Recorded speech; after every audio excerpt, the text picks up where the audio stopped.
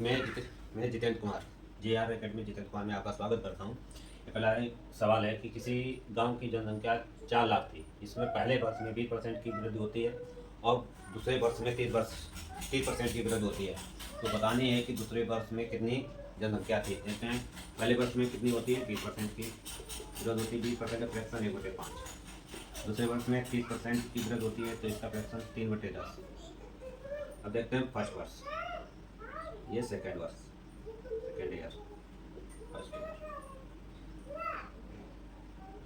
Old और new जनसंख्या। पहले वर्ष में कितनी हुई वृद्धि? 20% की। 20% मतलब ये पुरानी कितनी है? 5। कितनी बढ़ गई? 1 बढ़ी है, तो नई कितनी हो गई? 6। अब दूसरे वर्ष में 30% की वृद्धि होती है। 30% का मतलब है 3/10। तो पुरानी कितनी हो गई? 10। कितनी बढ़ी है? 3। तो कितनी हो गई? 13। तो दोनों मिला के पुरानी वाली जनसंख्या दोनों वर्ष कितनी हो गई? 50। और नई हुई 78। अब हमें 50 की वैल्यू दी गई है। 50 बराबर कितना दिया गया है? 4 लाख।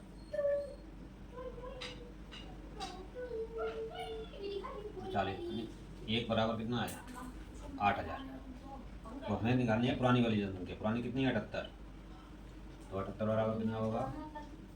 78 इंटू 8000। 8 8 64, 8 56, 62,000। यानी पुरानी जो 2 वर्ष के बाद जो जनसंख्या होगी वो 62,600 होगी।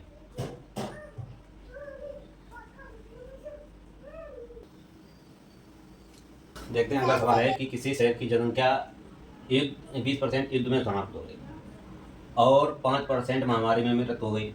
यदि शहर की वर्तमान जनसंख्या 15,200 है तो युद्ध से पहले शहर की जनसंख्या कितनी थी? कोई सिटी है, मान लेते हैं कोई शक्तिशाली देश है, उसने जैसे यूक्रेन हो गया, ऐसे देश पे आक्रमण कर दिया। उस शहर की पहले जनसंख्या मान लो 100% थी, 20% गोला बारूद में मारी गई। फिर इसके बाद आ गई महामारी में 5% चली गई। तो जो शेष बची थी उसमें से कितनी 5% महामारी में चली गई, तो शेष जो जनसंख्या बची है वो हमारे पास 15,200 बची है। तो युद्ध से पहले की जनसंख्या ज्ञात करनी है। यहाँ पे किसी शहर या किसी देश का नाम देके भी सवाल पूछ सकता है। देखते हैं, इसकी मान लेते हैं प्रारंभिक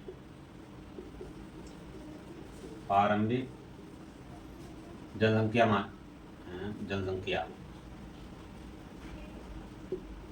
मान लेते हैं यस है। कितनी है? यस। कितने परसेंट युद्ध में समाप्त हुई? 20%। तो 100 में से 20 गया, कितना बचा? 80। तो बची कितनी है? 80। इसके बाद कितनी खत्म हो गई?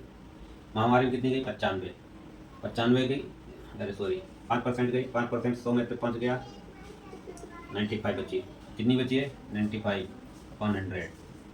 टोटल कितनी बची है? 15,200। कैलकुलेशन कर लेते। 0 से 0 गया, 2 चाकू 8, 2 पंचे 10, 5 से इसे काटते हैं 5 5 ने 45, 5 3 38, 38। तो x बराबर आ गया है 200 और ये 2। तो जो प्रारंभिक जनसंख्या आई है तो वो कितनी आई है? 20,000।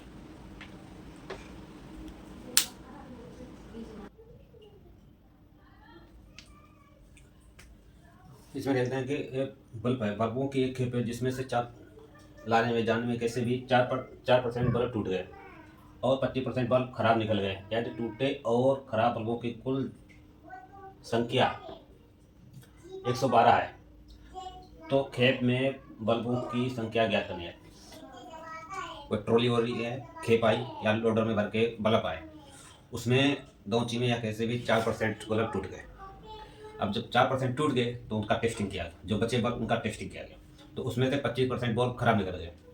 जो खराब निकले बल्ब और टूटे हुए बल्ब निकले तो उनकी टोटल संख्या जो है वो है 112।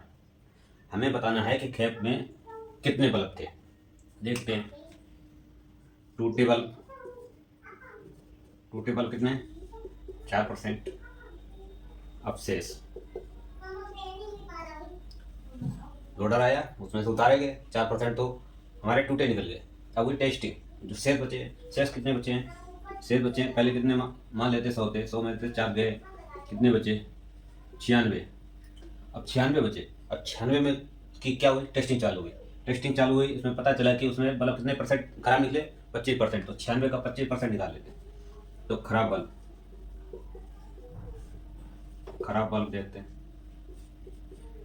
तो 96 का 25% निकालते हैं। 25 चको 100 और 4 दूनी 8, 24%। अब जो टेस्टिंग हुई उसमें कितने परसेंट खराब निकल गए? 24%। पहले टूटे कितने निकले? 4%। तो टोटल कितने खराब हो गए? टूटे और खराब, टूटे और प्लस खराब बल्ब। 4% तो पहले से टूटे थे, खराब निकले 24%। टोटल कितना निकल गया? 28%। 28% तो हमारे कैसे निकल गए? टूटे और खराब। यही तो 28% दिए गए 112। इसकी वैल्यू कितनी है? 28 की वैल्यू 112। तो एक की वैल्यू कितनी निकलेगी? 112/28। तो कितना हो गया? 14, 5, 6, 10, 2, 12, 14 चौके 56, 4। तो एक की संख्या कितनी है? 4। और बल्ब टोटल कितने मान रखे हैं? बल्ब टोटल कितने थे? 100। तो 100 इंटू 4, बल्ब कितने हो गए? 4। यानी 400 बल्ब आए थे, उसमें से 4% हमारे कैसे निकले? टूटे। जो शेष बचे उनका किया गया टेस्टिंग, उसमें से 25% खराब निकल गए। तो ऐसे करके टोटल बल्ब कितने खराब हो गए थे? 112। लेकिन हमारे पास टोटल बल्ब की जो खेप आई थी उसमें थे 400 बल्ब थे।